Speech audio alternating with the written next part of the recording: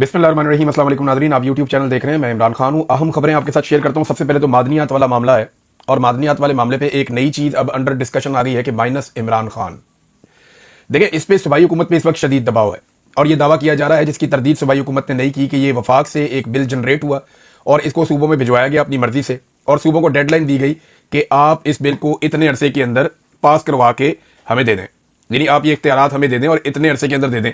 अब इसके ऊपर एक तफसीली रिपोर्ट भी आ गई है कि ये बिल है क्या, इसके अंदर क्या लिखा है, और कौन सी चीज़ें ऐसी हैं जिनकी वजह से खैबर पख्तूनख्वा के जो लोग हैं या जो आम पाकिस्तानी हैं वो इस बिल के ऊपर तहफ़्फ़ुज़ात का इजहार कर रहे हैं। नंबर एक ये है कि ये क्या माइनस इमरान खान है, ये डिस्कस हो रहा है कि इमरान खान के बगैर आप इतना बड़ा फैसला कर कैसे सकते हैं।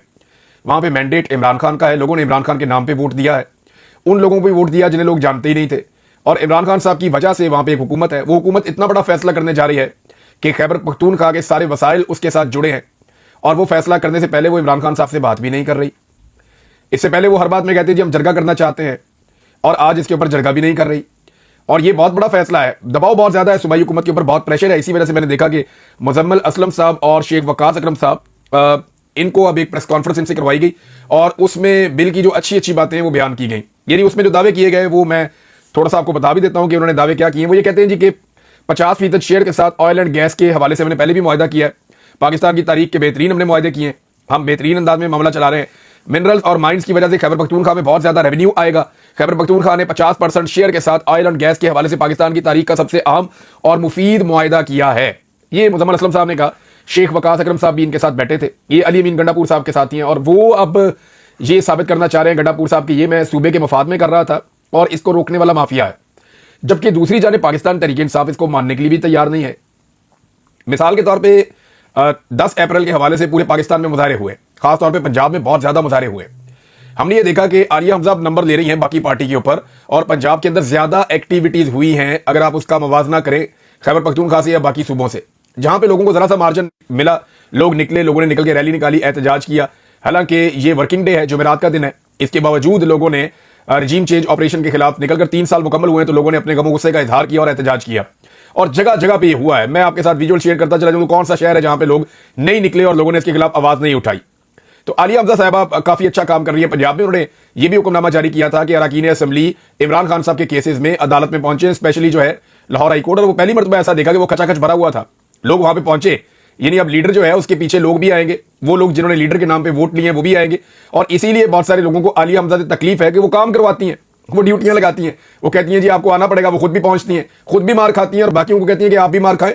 ये नहीं हो सकता कि आप घर बैठे MP MNA बन जाए, मिनिस्टर बन जाए, आप हुकूमत में आ जाएं, ये नहीं हो सकता। आपको कुर्बानी भी देनी पड़ेगी, आपको सख्तियां भी बर्दाश्त करनी पड़ेगी।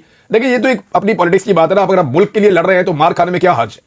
बेशुमार लोग ऐसे हैं जिन्होंने मार खाई है, उन्होंने ना कभी MPA बनना है, ना MNA बनना है, ना उन्होंने कभी कोई इलेक्शन लड़ना है, ना उन्होंने काउंसलर बनना है, ना उन्हें कोई शाबाश मिलनी है, लेकिन वो तारीख के अंदर मार खाते चले गए। लेकिन तकरीबन 20,000 से ज्यादा बंदे हैं जिन्होंने मार खाई है, ये गिरफ्तारियों वाले बता रहा हूं। वैसे जिन्होंने मार खाई है वो तो लगभग 1 लाख के करीब होंगे, ऐसे ज्यादा होंगे। अब जिन लोगों ने मार खाई है, इतने सारे कत्ल हो गए, उन्होंने क्या बनना है। अक्सरियत को तो कोई याद भी नहीं रखेगा, लेकिन वो लोग अपने मुल्क के लिए खड़े हुए, उन्होंने मार खाई, और उन्होंने कहा जमहूरियत होनी चाहिए हमारे मुल्क में, और इमरान खान का उन्होंने साथ दिया है इस मुश्किल वक्त में। तो नाज़रीन, खैबर पख्तूनख्वा की हुकूमत यह साबित करने की कोशिश कर रही है कि यह बिल बहुत अच्छा है, लिहाजा इस बिल को जो है वो पास कर दिया जाए। बिल के अंदर क्या है ये मैं आपको बताता हूं, फिर मैं आपको फॉर्मूला बताता हूं कि यह बिल पास कैसे होगा। एक दो चीजें आप अपने ज़हन में रखें। गुजराए ने यह दावा किया है कि कुछ भी हो जाए, यानी हालात जितने मर्जी खराब हो, यह बिल पास होना ही होना। यह मेरे सोर्सेज ने मुझे बताया कि यह बिल पास हर हाल में करवाया जाएगा, जैसे कि 26वीं आईनी तरमीम करवाई गई थी। उस वक्त भी पाकिस्तान तहरीक इंसाफ के लोगों ने अंदर से सहूलतकारी की थी, जिसके नतीजे में 26वीं आईनी तरमीम हो गई थी। कुछ लोग डटे रहे थे आखिरी वक्त तक के लिए, बड़ी उन्होंने कोशिश की, और बड़े रंजीदा थे जब 26वीं आईनी तरमीम हुई, जैसे कि शाहिद खटक है, उन्होंने बड़ा जोर लगाया था, कुछ और लोग हैं उन्होंने बड़ा जोर लगाया था, लेकिन कुछ लोग कंप्रोमाइज हो गए थे, उन्होंने अपने लोगों को डराना भी शुरू कर दिया था, तनहा भी छोड़ दिया था। फिर अल्टीमेटली जो है वो हो गया जो होना था। लेकिन 26वीं आईनी तरमीम जैसे मंजूर हुई वैसे ही इसको मंजूर करवाया जाएगा। क्या ये किया जाएगा? इसके लिए पैसा भी खर्च किया जाएगा। अब ये जिन इलाकों में मादनियात हैं वहां पे आने वाले दिनों में कुछ हालातों वाकयात, और ये जुमला आपने याद रखना है, आने वाले दिनों में कुछ वाकयात को जवाब बनाकर खैबर पख्तूनख्वा की हुकूमत भी ऑपरेशन के हक में फेडरल हुकूमत के साथ खड़ी हो जाएगी। हालांकि खैबर पख्तूनख्वा में मुझे जितने लोग मिले हैं वो सबके सब ये कहते हैं कि किसी सूरत भी हम अपने सूबे में ऑपरेशन नहीं होने देंगे। वो शदीद मुखालिफ हैं ऑपरेशन के, लेकिन कुछ वाकयात आने वाले दिनों में हो सकते हैं। क्योंकि मेरा एक सोर्स है, उसने मुझे ये 2-3 चीजें बताई। उन्होंने कहा इमरान भाई ये बिल भी पास होगा, और इसके बाद ये जिन इलाकों में मादनियात हैं उन इलाकों के अंदर ऑपरेशंस भी होंगे और खैबर पख्तूनख्वा की हुकूमत खुद ऑपरेशन करवाएगी। तो मैंने कहा जी वो खैबर पख्तूनख्वा की हुकूमत क्यों ऑपरेशन करवाएगी, वहां के अवाम सख्त खिलाफ है। उन्होंने कहा जी कोई भी ऐसा वाकया हो गया तो खैबर पख्तूनख्वा की हुकूमत खुद ऑपरेशन का हिस्सा बन जाएगी, आप बेफिक्र रहें। तो बहरहाल ये अब वाकयात को जवाब बनाकर केपी की हुकूमत भी ऑपरेशन के हक में आएगी, ये दावा किया है जराए ने। अब देखते हैं कि ये होता है या नहीं होता। अब जो एक इसके बारे में डिटेल के साथ रिजवान गलज़ई साहब हैं, ये बड़े जबरदस्त जर्नलिस्ट हैं और इन पे मुझे बड़ा प्राउड है। शहीद अरशद शरीफ के स्टूडेंट हैं और इन्होंने साबित किया कि ये अरशद शरीफ के ही तलबे इल्म है। और जिन चंद लोगों को देखकर मुझे बड़ी उम्मीद जागती है पाकिस्तान की सहाफत में, उनमें एक रिजवान गलज़ई साहब भी हैं। वो फरमाते हैं, जनाब उन्होंने उसकी डिटेल लिखी है, रिपोर्ट उनकी अपनी है, वो छप गई है, मैं आपके साथ शेयर कर देता हूं। खैबर पख्तूनख्वा का माइंस एंड मिनरल एक्ट ना सिर्फ आइन के खिलाफ है बल्कि खैबर पख्तूनख्वा के वसाइल, मकामी रोजगार और अवामी मफाद के लिए भी नुकसानदेह हो सकता है।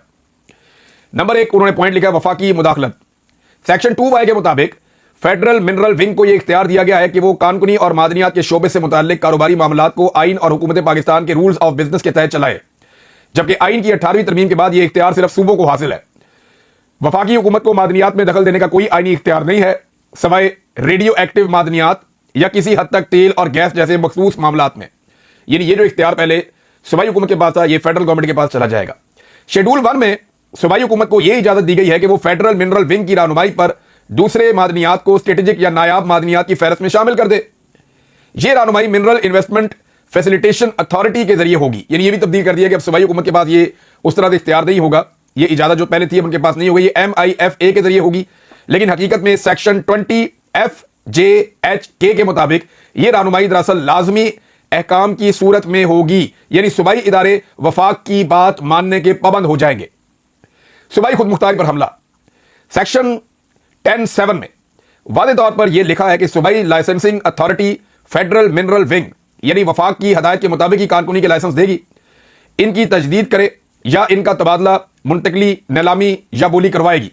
सेक्शन 10(8) में यहां तक कहा गया है कि अगर इन हदायत पर अमल ना किया गया तो यह जुर्म होगा। यानी पूरी तरह से वफाक के कंट्रोल में चीजें जा रही हैं। यानी अब यहां की जो मिनरल्स हैं वो अली अमीन गंडापुर या उनकी कबीना नहीं, शहबाज शरीफ और उनकी कबीना कंट्रोल करेगी। और शहबाज शरीफ कंट्रोल करेगा तो शहबाज शरीफ कहां से करेगा कंट्रोल? तो वो करेंगे जो शहबाज शरीफ को लेकर आए हैं।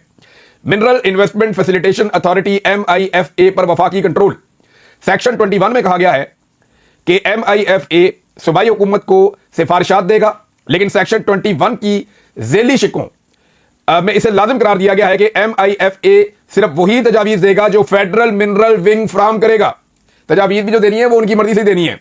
तसव्वुर करें एक ऐसा इदारा जिसमें सूबाई वज़रा और सेक्रेटरी शामिल हो, वो सिर्फ वही तजावीज दे सकेंगे जो वफाकी हुकूमत कहेगी। यानी सूबाई वजीर शामिल है, सूबाई हुकूमत शामिल है, लेकिन सूबाई हुकूमत वही बोलेगी जो अल्फाज उन्हें वफाकी हुकूमत फ्राहम करेगी। यानी सूबाई खुद मुख्तारी का सिर्फ नाम होगा, असल इख्तियार इस्लामाबाद के पास होगा। जमीन पर कंट्रोल। सेक्शन 29H के मुताबिक वफाकी हुकूमत को यह इख्तियार दिया गया है कि वो न्यूक्लियर एनर्जी, तेल या गैस के लिए किसी भी सूबाई इलाके में दाखिल हो सके। हालांकि इस मकसद के लिए पहले ही कवानीन मौजूद हैं, तो फिर इस खसूसी इजाजत की जरूरत क्यों है? यह दरअसल सूबे की जमीन पर कंट्रोल हासिल करने का एक नया रास्ता है। जबरी शराकतदारी। सेक्शन 2KK के मुताबिक जिन पुराने या नए बड़े कानूनी के मुआहदों के मालिकान निजी कंपनियां हैं, इन सबको लाजमी तौर पर हुकूमत के इदारों के साथ मुश्तरका मुआहदा ज्वाइंट वेंचर करना होगा, वो भी हुकूमत की शराइत पर।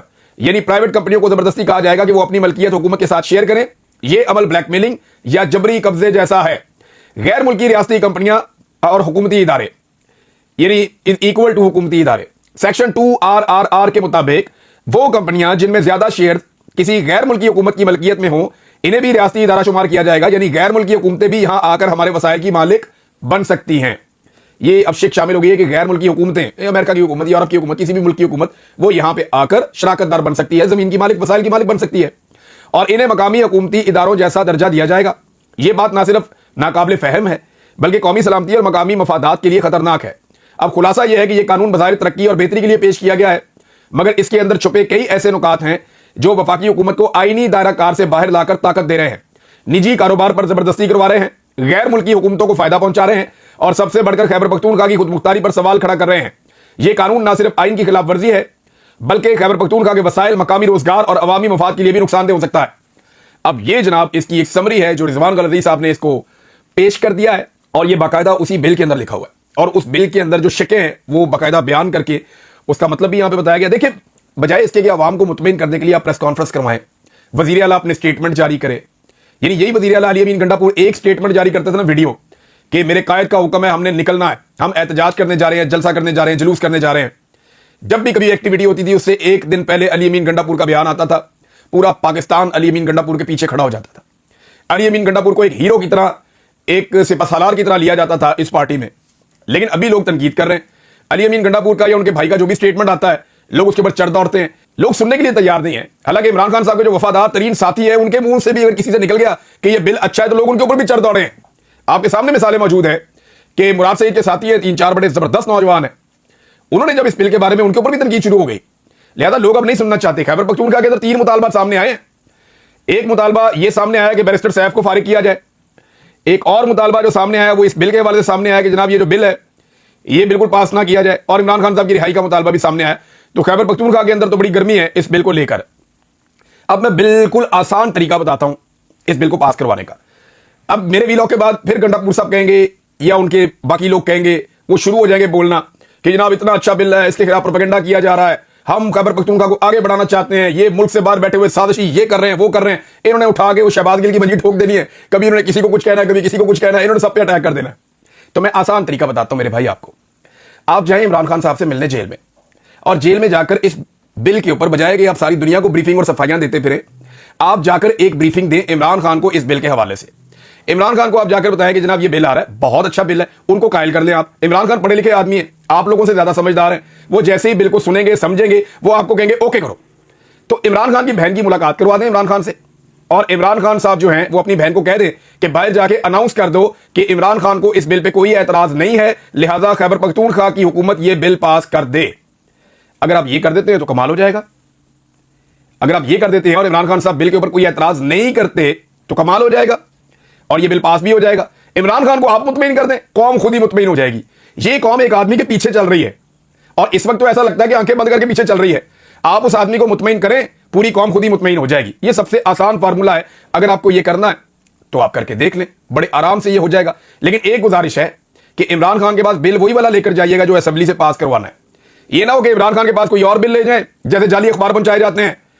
तो इमरान खान के पास वही बिल लेकर जाए जो असेंबली से पास करवाना है, वो उसी बिल के ऊपर अपनी राय दें, और उनकी बहन उसी बिल के ऊपर आकर बाहर बताए कि जनाब ये है। तो ये इसका बंदोबस्त कर दे, बाकी सब ठीक हो जाएगा।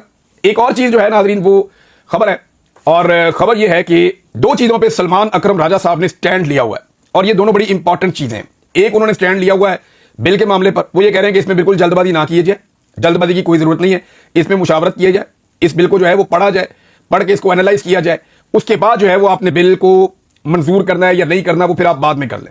दूसरा, वो ये कहते हैं जो मुलाकातों का मामला है, इसमें चंद लोगों की मुलाकातें हो जाती हैं, बाकियों की नहीं होती, ये क्यों होता है? यानी आज भी पाकिस्तान तहरीक इंसाफ के लोग मिलने गए थे साहबजादा हामिद रजा साहब को, और जो अल्लामा राजा नासिर अब्बास साहब हैं इनको पीछे रोक लिया गया, और एक और साहब हैं, इन तीनों को पीछे रोक लिया गया, और आगे पहले चले गए थे उमर अयूब साहब और नियाजुल्लाह नियाजी साहब। तो इन्हें नहीं जाने दिया गया। आज फिर जेल में इमरान खान साहब से मुलाकात नहीं करने दी गई, अदालती अहकामात मौजूद थे। सलमान अकरम राजा साहब जो कोऑर्डिनेटर हैं उनकी दी हुई लिस्ट मौजूद थी, लेकिन जेल हुकाम ने इमरान खान साहब से मुलाकात नहीं करवाई इन लोगों की। अब जेल हुकाम ने इमरान खान साहब से मुलाकात क्यों नहीं करवाई? ये तो एक अदालती अहकामात की खिलाफ वर्जी है। अब यही फटा पड़ा हुआ है बैरिस्टर गौहर में और सलमान अकरम राजा साहब में। बैरिस्टर गौहर साहब शरीफ आदमी है, इमरान खान साहब के साथी हैं। ऐसा नहीं है कि वो इमरान खान साहब के साथ कोई धोखा या गद्दारी कर रहे हैं, लेकिन मामला यह है कि वो सिस्टम के साथ चलना चाहते हैं। शरीफ, बहुत ही शरीफ आदमी है, वो किसी से कोई पंगा लेने नहीं चाहते। पहली दफा कल उनके मुंह से कुछ सख्त लफ्ज मैंने सुना है या जुमला सुना है, और बड़ी खुशगवार सी हैरत हुई है कि कम से कम कुछ तो बोले बैरिस्टर गौहर साहब। तो ये बैरिस्टर गौहर साहब चलना चाहते हैं सिस्टम के साथ, जबकि सलमान अकरम राजा साहब चलना चाहते हैं आईन और कानून के साथ। बैरिस्टर गौहर जो है वो लचक दिखाना चाहते हैं, कंप्रोमाइज करने के लिए तैयार है। सलमान अकरम राजा साहब जो है वो आइन और कानून के ऊपर कंप्रोमाइज नहीं करना चाहते। वो कहते हैं सिस्टम को हम चैलेंज करेंगे। ये कैसे हो सकता है कि जेल में बैठा हुआ एक आदमी फैसला करे कि जनाब आपने इमरान खान से मिलना है या नहीं मिलना, और वो लिस्ट बना के एस्टेब्लिशमेंट दे दे कि ये बंदा मिलवा। वो अब ये कहते हैं जानने की कोशिश कर रहा हूं कि जो लोग मिलने जाते हैं उन्हें कौन भेज रहा है। देखिए, ये बड़ी सीरियस बात है। आज पाकिस्तान तहरीक इंसाफ के लोगों को फिर से नहीं मिलने दिया गया इमरान खान साहब से, और कुछ लोग ये दावा कर रहे हैं कि जब तक ये बिल पास नहीं होगा इमरान खान साहब से नहीं मिलने दिया जाएगा, ताकि ये बिल पास हो जाए। अगर इमरान खान साहब ने कहीं कह दिया ना कि बिल पास नहीं होना, फिर तो सारे उल्टे भी लटक जाए ना। तो ये बिल पास नहीं होना, फिर तो जो मेरा जराए हैं जिन्होंने दावा किया है वो भी उल्टे लटक जाए। तो ये बिल पास नहीं होना। सुन रहे हैं तो आप ये बात याद रखें कि अगर इमरान खान ने ना कर दी इस बिल को पास नहीं करना, तो खैबर पख्तूनख्वा की इस असेंबली से आप ये बिल तो कभी पास करवाने से रहे, ये कभी पास नहीं होगा, जो मर्जी आप कर लें। उमर अयूब साहब ने जनाब कोई नाम नोट किए पुलिस वालों के वहां पे जिन्होंने रोका। वैसे क्या फायदा बेचारे, ये तो सारे कठपुतलियां हैं, लेकिन मेरे ख्याल में वो जाके अदालत में नाम देंगे, जनाब ये वाले पुलिस वाले जिनको हमने आपके ऑर्डर दिखाए इन्होंने मुलाकात नहीं करवाई, तो इनसे पूछें इन्होंने क्यों मुलाकात हमारी नहीं करवाई है। बहरहाल कुछ सख्त जुमलों का तबादला भी हुआ बैरिस्टर गौहर में और सलमान अकरम राजा में। जब ये जेल से वापस गए थे, केपी हाउस पहुंचे, तो वहां पे सख्त जुमलों का तबादला हुआ दोनों के अंदर, और बैरिस्टर गौहर जो है वो अपनी बात पे अड़ गए और सलमान अकरम राजा साहब इस बात पे अड़ गए कि आप लोग क्यों मिलते हैं जाकर, आपको अंदर जाने नहीं चाहिए, हुकूमत को चैलेंज करना चाहिए, सिस्टम को चैलेंज करना चाहिए कि भाई कानून और आइन के मुताबिक चलो। हम जाकर अदालत से इजाजत लेते हैं, अगली दफा अदालत में हम शिकायत लेकर जाते हैं और अदालत के अंदर आके जेल वाले कहते हैं जी ये बंदे हमने मिलवा दिए थे, हमने लिस्ट कोई और दी होती है, मिलके कोई और आ जाता है। इमरान खान साहब जेल के अंदर से कहते हैं कि मैं किसी और को बुलाता हूं, मिलने मुझे कोई और आ जाता है, मैं किसी और से मिलना चाहता हूं। तो वो ये मजाक ही हो रहा है। अदालत ने भी ऑर्डर दे दिया है इमरान खान साहब की बहनों से इमरान खान साहब की मुलाकात करवाई जाए, और ये जो इस्लामाबाद हाई कोर्ट के ऑर्डर्स हैं उनके मुताबिक ये मुलाकात करवाई जाए। ये रावलपिंडी के जज हैं अमजद अली शाह साहब, उन्होंने सुप्रिंटेंडेंट अडयाला जेल को इमरान खान की बहन अलीमा खान समेत फैमिली मेंबरान की इमरान खान से इस्लामाबाद हाई कोर्ट के ऑर्डर्स के मुताबिक मुलाकात करवाने का हुक्म दिया है। नादरीन, 4.5 माह हो गए हैं, सालार काकर और बहुत सारे लोग अंदर हैं, हजारों लोगों को अंदर किया हुआ हुकूमत ने। अब 4.5 माह गुजरने के बाद जो इनके ऊपर दहशतगर्दी का मुकदमा दिया गया था उसमें 20 कारकुनों समेत सालार काकड़ को अब डिस्चार्ज कर दिया गया, यानी मुकदमा ही झूठा निकला। 4.5 महीने लग गए, 4.5 महीने। इन 4.5 महीने अगर आप किसी आदमी को अंदर रख के टॉर्चर करते जाए तो आप कितना कुछ हासिल कर लेते हैं। यानी 4.5 महीने में यह आदमी एक तहरीक चला सकता था, जलसे जुलूस कर सकता था, अपने आईनी और कानूनी हक को इस्तेमाल कर सकता था। इसके सारे हकूक रोक दिए गए। 4.5 महीने गिरफ्तार रखने के बाद अगर इसको छोड़ा भी जाएगा, अव्वल तो भी पता नहीं किसी और में डाल देंगे, अब अगर छोड़ा भी जाएगा 4.5 महीने के बाद, तो आपने 4.5 महीने तो इसके खा लिया आपने। बहरहाल दहशतगर्दी के मुकदमे में डिस्चार्ज हो गए हैं सालार काकड़ साहब, और 4.5 माह के बाद हुए। यह है पाकिस्तान का अदालती निजाम। नादरीन, एक बड़ा जबरदस्त स्टेटमेंट है, और यह स्टेटमेंट दिया है गवर्नर सिंध ने। गवर्नर सिंध हर थोड़े अरसे के बाद कहते हैं कि मैं शरीफ खानदान से आगे निकलकर दिखाऊंगा, जो मर्जी कर लो, मैं उनसे बेहतर हूं उस काम में जिसमें वो माहिर है। और शरीफ खानदान किस काम में माहिर है आप सब अच्छी तरह जानते हैं। गवर्नर सिंध ने स्टेटमेंट दिया कि सिपा सलार आसिम मुनीर मईशत की हिफाजत कर रहे हैं। तो भाईजान, मुल्क की हिफाजत कौन कर रहे हैं? फिर आप फिर जो है वो डाकियों को लगा दे मुल्क की हिफाजत पे। वो भाई जिसका काम है उसने वो काम करना है। अगर आप ये कह देते हैं कि आसिम मुनीर मुल्क की हिफाजत कर रहे हैं या सरहदों की हिफाजत कर रहे हैं, तो कितना अच्छा लगता सुनने में कि आसिम मुनीर साहब सरहदों की हिफाजत कर रहे हैं, जो उनकी बेसिक रिस्पॉन्सिबिलिटी है, जिसके लिए कौम टैक्स देती है, जिसके लिए कौम अपना खून पसीने की कमाई में से एक बड़ा हिस्सा निकालकर अपने दिफा पे खर्च करती है, कि वो मुल्क के दिफा की हिफाजत कर रहे हैं, मुल्क का दिफा कर रहे हैं। अगर ये कहते तो अच्छा लगता। मईशत की हिफाजत कर रहे हैं, उनका काम ही नहीं है, ना उन्होंने जिंदगी में मईशत पढ़ी है, ना उन्हें मईशत की समझ होनी चाहिए। मैं बीएससी मैं इकोनॉमिक्स में मैंने इकोनॉमिक्स पढ़ी है, 4-5 साल पढ़ी है। मैं कभी क्लेम ही नहीं कर सकता कि मुझे कुछ इकोनॉमिक्स का पता है। वो इसके लिए बड़ा तजुर्बा चाहिए, बहुत वसी तजुर्बा चाहिए। तो ये कैसे हो सकता है कि मईशत की हिफाजत एक ऐसा शख्स करे जिसका मईशत से ताल्लुक ही कोई नहीं है, उसका तजुर्बा ही कोई नहीं है। तो ये जब तक लोग अपना अपना काम नहीं करेंगे तब तक पाकिस्तान आगे कैसे बढ़ेगा। नवाज शरीफ साहब के दिल में अब वजीर आजम बनने की ख्वाहिश नहीं है, ये नुसरत जावेद साहब ने फरमाया। ये मैं नुसरत जावेद साहब की बात से इत्तफाक करता हूं, लेकिन एक एडिशन करना चाहूंगा कि अंगूर खट्टे हैं। जब लोमड़ी को काफी छलांगे मारने के बावजूद वो लोमड़ी अंगूर के गुच्छे तक नहीं पहुंच सकी ना, तो उसने जाते हुए अंगूरों को देखा और देखकर कहा कि अंगूर खट्टे हैं, कि मैनू मिलने तो है नहीं, चलो अपना दिल खराब करने की बजाय अपने आप को तसल्ली दे देते हैं कि अंगूर खट्टे हैं। आए तो मियां साहब चौथी दफा वजीर आजम बनने थे, और आकर उन्होंने वजीर आजम बनने के लिए कबूतर भी उड़ाए थे, लेकिन अवाम ने मियां साहब के तोते उड़ा दिए। ये है टोटल कहानी। अब तक के लिए इतना ही। अपना ख्याल रखिएगा, अपने चैनल का भी। अल्लाह हाफिज़।